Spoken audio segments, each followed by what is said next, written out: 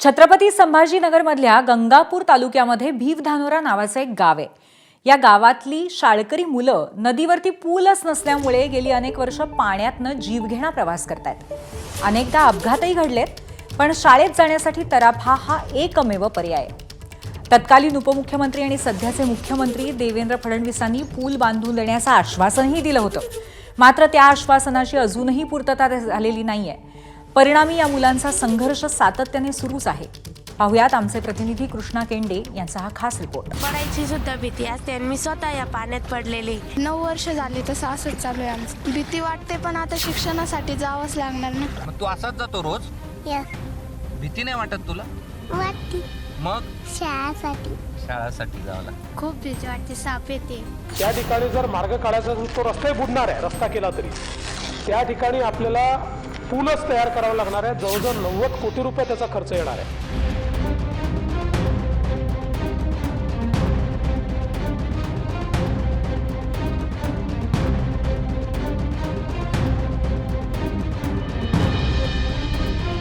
छत्रपती संभाजीनगरच्या भीवधानोऱ्यातील ही सगळी पोरं आपला जीव धोक्यात टाकून शाळेसाठी जातात। खरं तर आपण पाहिलं तर हा एक तराफा आहे आणि तराफ्यावरती हे बसतात आणि ही जी नदी आहे ही नदी ते क्रॉस करतात। गेल्या वर्षानुवर्ष त्यांची ही कसरत सुरू आहे। मध्यंतरी शासनाने यांना एक बोट दिली, मात्र तिला चालवायला कोणी नाही आणि त्यात पेट्रोल कोणी टाकायचा हा प्रश्न आहे। कारण की ही सगळी जी पोरं आहेत ती गोरगरिबांची आहेत, म्हणजे पहिलीपासून ते 10वीपर्यंत शिकणारी ही पोरं रोज अशाच पद्धतीनं हा शिक्षणासाठीचा त्यांचा संघर्ष करतात।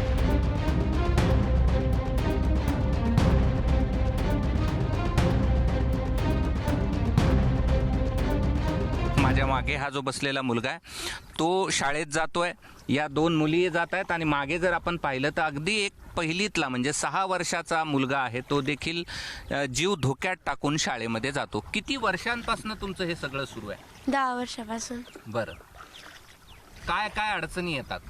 ह्या जर पाणी आल्यावर जाता येत नाही, शाळा बुडते जास्त, लाटा चालू असल्यावर काय अशा लाटा जर असल्या तर पडायची सुद्धा भीती असते आणि मी स्वतः या पाण्यात पडलेले। बरं, पोहता येतं तुला? नाही।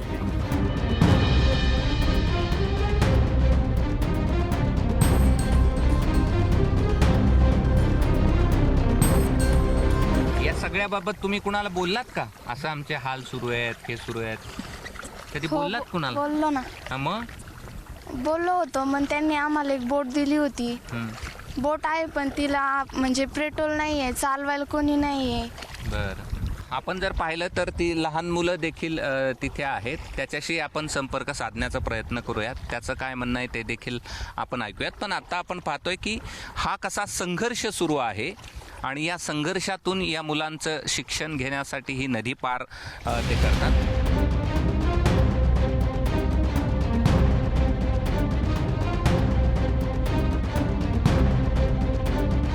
किती वर्षापासून तू असाच या तराफ्यावर करते प्रवास? 5।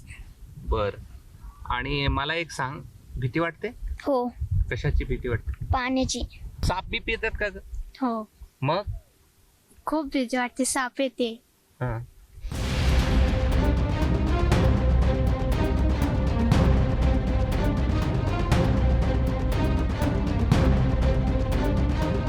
खरं तर या मुलांच्या संघर्षातूनच हायकोर्टानं सुमोटो या ठिकाणी याचिका दाखल केली आणि इथला जो पूल आहे तो बांधण्याचे आदेश जिल्हाधिकाऱ्यांना दिले। याच प्रश्नावरून विधानसभेमध्ये आमदार सतीश चव्हाण यांनी लक्षवेधी मांडली। तत्कालीन मुख्यमंत्री एकनाथ शिंदे आणि उपमुख्यमंत्री देवेंद्र फडणवीस यांनी 2023मध्ये सभागृहात हा पूल बांधण्याचं आश्वासन दिलं, मात्र अजून तो पूल बांधला गेला नाही आणि त्यामुळे वर्षानुवर्ष या मुलांचा संघर्ष सुरू आहे शिक्षणासाठीचा।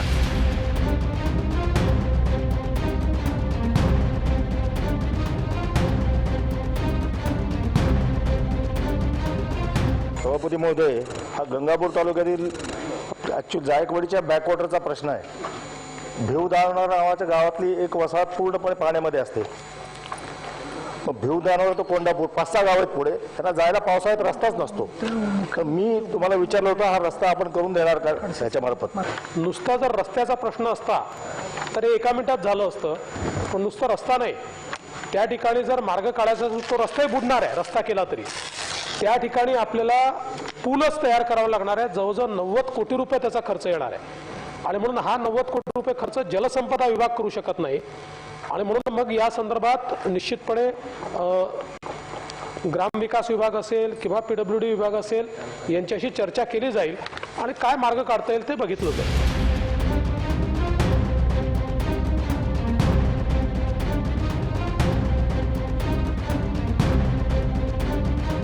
आम्ही अनेक प्रयत्न केले. याची वस्तुस्थिती अशी का स्वतः सभागृहामध्ये याची लक्षवेधी झाली आणि त्यावेळेचे जलसंपदा मंत्री देवेंद्र फडणवीस साहेब, आताचे मुख्यमंत्री, यांनी पूल बांधण्याचं आश्वासन दिलं.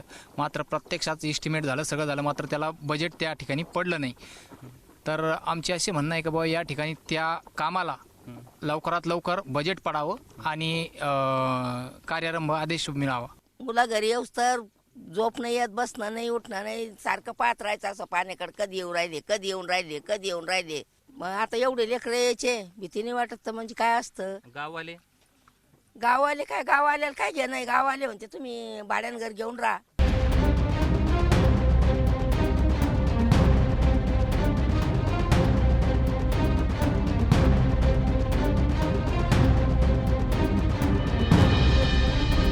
खरं तर केवळ मुलंच नाही तर आबालवृद्ध, दवाखान्यात असलेले व्यक्ती, त्याचबरोबर इतर जे कोणी लोक असतील त्यांचा देखील असा संघर्ष सुरू आहे.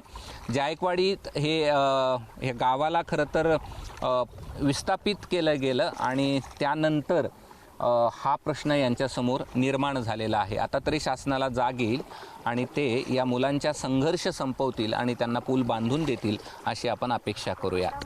कॅमेरामन धनंजय दारुंटेसह मी कृष्णा केंडे, ABP माझा, छत्रपती संभाजीनगर.